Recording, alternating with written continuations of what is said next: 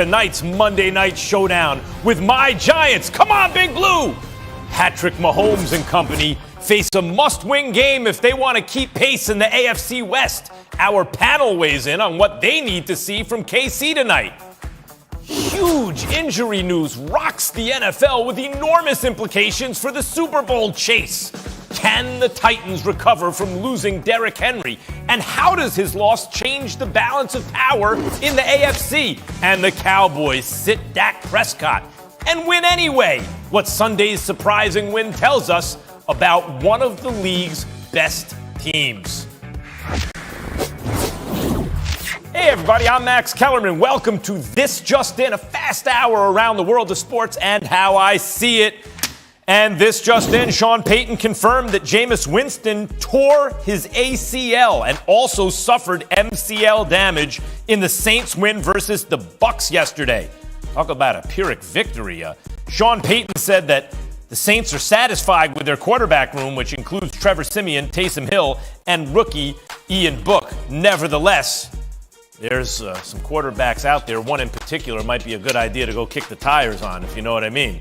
The Broncos are finalizing a trade to send 8-time Pro Bowl linebacker Von Miller to the Los Angeles Rams in exchange for 2 second-day 2022 draft picks, league sources tell ESPN's Adam Schefter. They need to generate a pass rush off the edge. This guy can do it. Don't look at what a guy can't do anymore, like when they picked up Dante Fowler.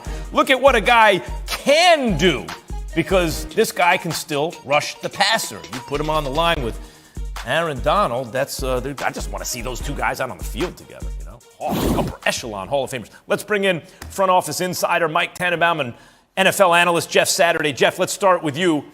Do you agree with me that this trade has the Rams as the best team in the NFC? Now, I had them as best before this trade, but I think this solidifies it. Yeah, I'll put them up there with the Cowboys, but I'm going to make them beat somebody first with it. But I do think what you're saying is exactly right, Max. When you talk about how much better you get, it's exponential when you add Von Miller to the group already with Aaron Donald and Leonard Floyd, who has played really well this season. Then you have Joseph Day, one of their interior rushers. Listen, this all of a sudden becomes an absolute headache for offensive lines. When you break down film as you're leading in to play these Rams, you would think, okay, we can slide, we can double Aaron Donald, we can slide to Floyd, we can do some different things with protections, maybe help ourselves by putting in a tight end or chipping. Guess what? When you put Von Miller on the other side and now you get guys to rush in combo, all the stunts and games they can execute, it becomes an absolute disaster to try to put together a pass blocking plan. Mike T, look. I look at what the Cardinals did in the offseason, right? You bring in guys who are name brands, who aren't as good as they once were, J.J. Watt, but they can still play, right? And then I look at what the Rams did with Dante Fowler. They needed a little something. He's not great at everything, but boy, you can go get the quarterback that brought him in. But what it comes down to is, name brand aside, what does Von Miller have left? I don't think he has much left, and the difference in this trade is they have given up a second and a third round pick. That's why I don't like this trade. According to our own ESPN metrics, Max, of the 310 snaps he's played this year, he's only rushed 120 times. Now, he does have 4.5 sacks. And to Jeff's point, Leonard Floyd and obviously Aaron Donald will make him better, but you're trading for a guy for what he was, not what he's going to be. 4.5 sacks and 120 attempts is pretty good. But, Max, he's not the same quick twitch guy he once was. And if you want to talk about what a guy once was to where he is today, look at Carson Wentz in Indy. They traded for a guy when he was a young, great quarterback. He's not the same guy. I think this is going to be a trade that the Rams are not going to see the benefits of. I don't think they're going to win the Super Bowl. And then next year, no 1, no 2, no 3. Now, they do have a 3 compensatory. No 4th round pick. It's hard to have sustainability when you mortgage your future to that degree. So as we've been talking all day, Jeff, we've been talking all day, that number 1 seed with 1 bye per conference, it's a dogfight. Well, excuse the language, but the expression, but it is a fight for that number 1 seed. And if this helps them, that's a good thing. Jeff, I got to move it along because the Tennessee Titans MVP caliber running back Derrick Henry suffered a potentially season-ending foot injury during Sunday's 34-31 win over the Indianapolis Colts, sources told ESPN's Adam Schefter. The Titans are concerned Henry has a Jones fracture. Here's head coach Mike Vrabel earlier today.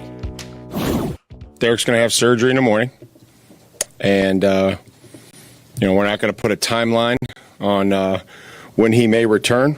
I know that he'll do everything that he can to work himself back. Everybody understands that, with him not on the field right now, there's going to be a void in leadership, and guys will step up. And guys, I feel like we do have some strong leadership. You don't play the types of games that we play sometimes, unfortunately, without and win them and being able to win them without a good, strong nucleus of leaders and guys that believe in each other. Senior insider Chris Mortensen, there he is, joins me now along with Jeff Saturday. Jeff, Derrick Henry is the Titans' engine. I'd even say he is their offensive identity. Are they done without him? He's the most important player that's not a quarterback in the NFL, Max. So as far as Super Bowl contention without him, I think they are. They're going to make the playoffs. They're 3 games ahead of the Colts right now, so I think they can make it. They're talking about working out Adrian Peterson and different things to try to find somebody who can come in and almost or somewhat replace him. He's irreplaceable. Like, we get it. It's going to be running back by committee. But this offense, the Derrick Henry effect is real. When you look at Tannehill, even yesterday on a 4th down call, all the different plays that are made, it's all because of people prepping for Derrick Henry. This is a huge loss for this football team.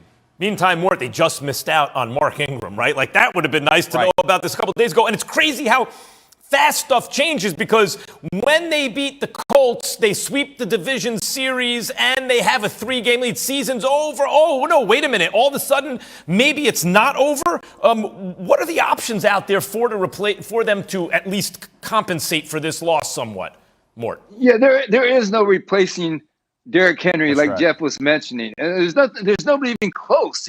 No running back is more vital to their team, and I would agree with Jeff. No non-quarterback is as vital to their team as is Derrick Henry, and that affects Ryan Tannehill, the quarterback. It gives them windows when they're passing the ball, because Derrick Henry sets up 7 yards deep. Linebackers can't even get into their drops because they got to worry about them. That now becomes a little bit less of a problem for their opponents. But if you know Mike Vrabel, the head coach of the Titans, as we just saw, they're not giving in. They're going to try and play a physical brand of football. Adrian Peterson is interesting. He wasn't on a team. He's a physical runner, but he hasn't been playing football. So they'll have to get very creative and somehow try to stay afloat. They're in good position in the division, as you know. But Derrick Henry is unique unto himself, and there was no MVP talk without Derrick Henry being in consideration. Yeah. It's crazy to think about how to replace Derrick Henry. You'd need Adrian Peterson in his prime. Those are the kind of numbers this guy is putting up. Amazing. And heartbreaking. What a hard thing to hear about. The Chiefs look to even their record tonight as they take on the Giants on Monday Night Football. Patrick Mahomes has struggled this season with turnovers.